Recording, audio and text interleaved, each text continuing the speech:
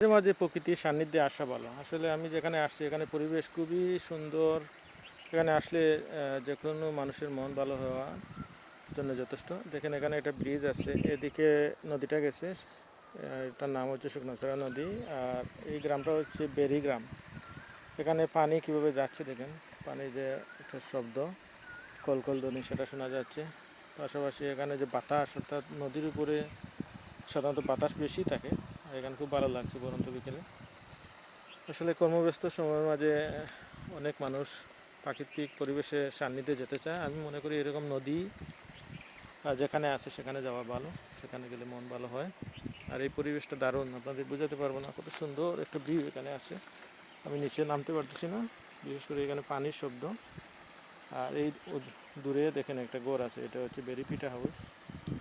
আর এখানে সুন্দর একটা পরিবেশ, অর্থাৎ বিকেলে সময় কাটানোর জন্য সুন্দর।